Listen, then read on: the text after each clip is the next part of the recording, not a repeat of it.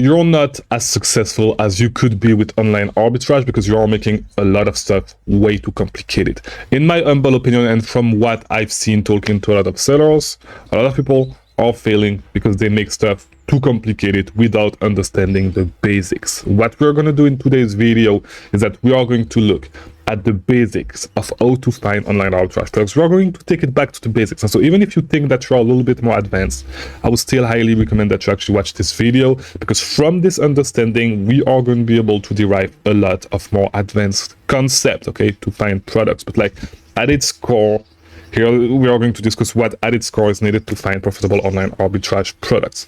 If you do not know me, my name is Mangunza. I release daily videos about selling on Amazon right here on YouTube. So if you are new, subscribe, do all that YouTube stuff so you can get recommended more videos. All right. So as I said, we're going to take it back to the basics. And so if you want to find profitable online arbitrage products, what do you need to do? There's really two things that you can do. There's two things, no more. Okay. The first thing that you can do is look at products that are discounted and try to find them on Amazon. And hopefully they are discounted enough so you can actually make them profitable by reselling them on Amazon. This is the number one thing. 95% of the time, we are not going to buy products full price. We are going to buy products that are discounted and then we are going to sell them on Amazon. I'm not saying that we can never buy products full price. I have a few products right now in my product catalog that I buy full price and that I sell at, there's one specific one that I sell at above 50% return on investment. There's a few niche opportunities like these that you can find that you can sell over and over again, but you need to be able to look for them. And they are not products that are too hard to find, but this is the first way that you can actually find profitable online arbitrage inventory. The second way that you can find profitable online arbitrage inventory is by looking at what other people are selling. All right. And so, you know, if you want to make it simple, there's really two ways. As I said, it's either looking outside of Amazon or looking on Amazon, see what people are selling. And then when you see what people are selling on Amazon, you go and look for those products online, and hopefully you can find them cheap enough. All right. So every single sourcing method that you can think of, every single sourcing method, you cannot come up with one sourcing method that is not going to fall into one of those two categories, because broadly speaking, any sourcing method is going to fall in one of those two sourcing categories. All right. Now, from there, how can that help you? So you need to understand that if you want to find more leads, you have two options. Okay. Either you look at more sales, more promotions, and then you find more products, or if you do the second method, you know, and this is still the first thing. Okay. But either you do this or you look at more products that people are currently selling on Amazon. Okay. That's the only way to find more leads. And then the question becomes, if you want to get better, how do you become more efficient at doing those things, right?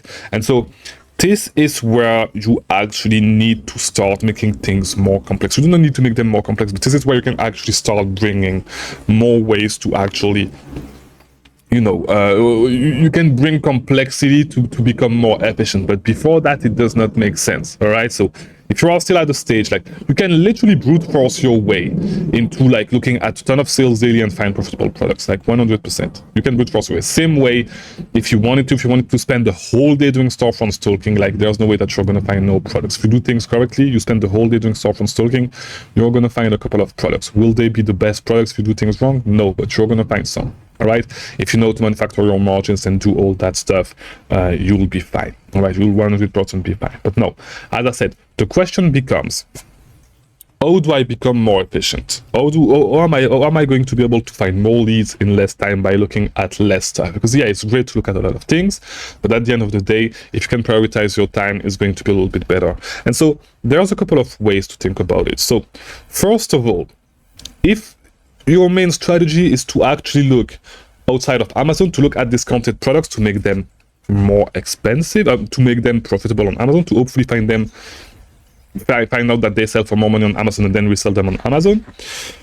What you will need to do, how you would actually get better at this, is by understanding sales cycle and having an idea of what type of product you can find on what website when there's a specific sale on that website. And to help with that, what I personally use is my target list. Okay, so you guys know I have, and I've said it over and over again, my VAs map every single sale that is currently going on the internet. So what we do is that, you know, we have that list of sales. We've been doing this since February. So every single sale that has been going on since February, we've been tracking it. Okay, so if I need to put in a lot, by the way, if you want to get that list, there's a link in the description. You can get it for a little bit over $1 a day. It's I think the title in the description is I run my VAs for $1 a day. You can get it over there. So we've been tracking every single sale, which means that if we discover, let's say, let me go back to my screen. If we discover, you know what, let's say that, you know, we've been sourcing Farfetch for the first time, right? And so what we can do is, okay, we see that there's that specific sale on Farfetch. What I'm going to do next, what me and my team are going to do is we are going to look at how often this specific sale comes around. And this may not be the best example, but it's just so you can get an example. All right, so for example, let's take something else because there's a lot of 4th of July stuff. Let me look in archived deals and let me look at something that would make more sense. Here we go. So for example, 25% off a baggy cosmetic, whatever, I have no idea what it is, on Lovely Skin, right there. Right, so let's say that I find a profitable product on this page. What I'm going to do is I'm going to try to figure out how often that specific sales come, so I know how much inventory I need to buy to be able to last until the next sale. Right, this is going to be the first thing that I'm going to do. All right, because that way, you know, it's a product that I can buy over and over again, and I just need to figure out how often I will need to buy it. That's going to be the first thing. And of course, it's contingent that you can actually, you have good analysis skill on Keepa and all that stuff to make sure that the product is not going to tank, but this is beside the point, right? So that's the first thing that you're going to do.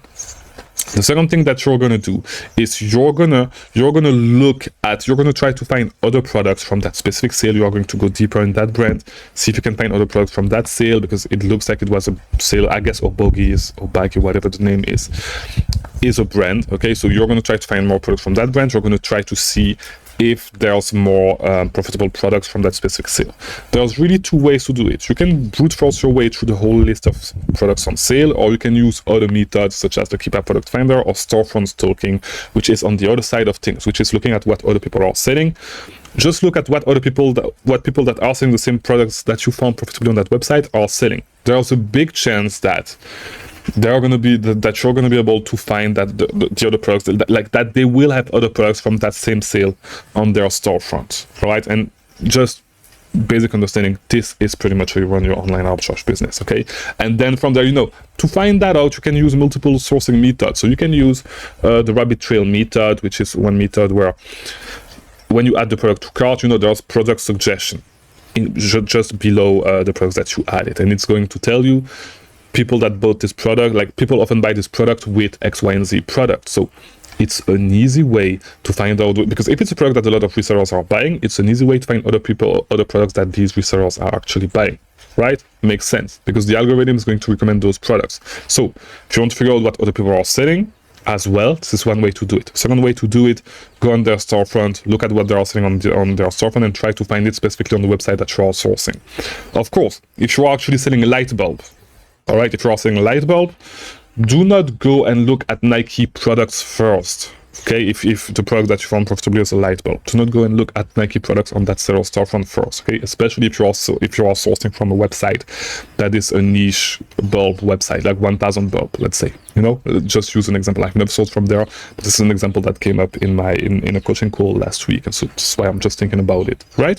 But so look for products that you think you can find on the same website on other people's storefront, and then go deeper on their storefront. But like, this is one thing that you can do. All right, this is going to be the second thing that you can do. Third thing that you can do, you can scan their storefront using tactile arbitrage, tactile expander, all that stuff. And so, or you know, you can use the Keepa Product Finder to find similar products to the one that you actually that you actually bought. There's a ton of ways that you can do, but these, like, all, as you can see, these methods are always going to be one or the other. And then, you know, what you can do, and what I would highly recommend that you do, is you actually start tracking those people's storefront with a tool like Arbitrage Stalker. Arbitrage Stalker is the cheapest one.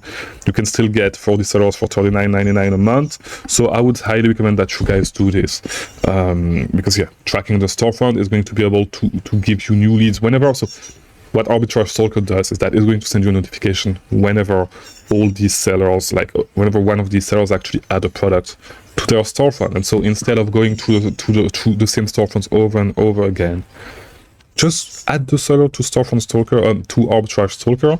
You're going to receive notification on your Discord server. Okay, that's it. And I have a ton of videos on that. I'll make more videos on Arbitrage Talker again, because I haven't made any in a few days.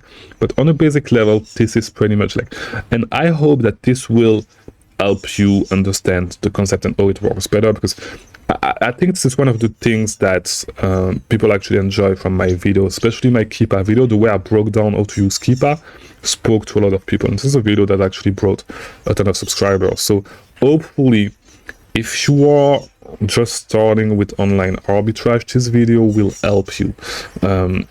Understand this, like, and this breakdown will help you understand how to actually look for products. To not, a lot of people like make the mistake of going left and right with their sourcing method, doing a sourcing method for a little while and another one. This is not how it goes. Okay. Develop a workflow that you can start from scratch and that you can restart. So you should have, every single time that you have a new product, you should have a specific workflow to turn that specific product into new products, right? So you're gonna look for products for scratch, okay, for 100% scratch. If you start from the target list, if you start looking outside of Amazon, and then once you have a product, you try to turn these products into more products. And if you do that often enough, you'll be good.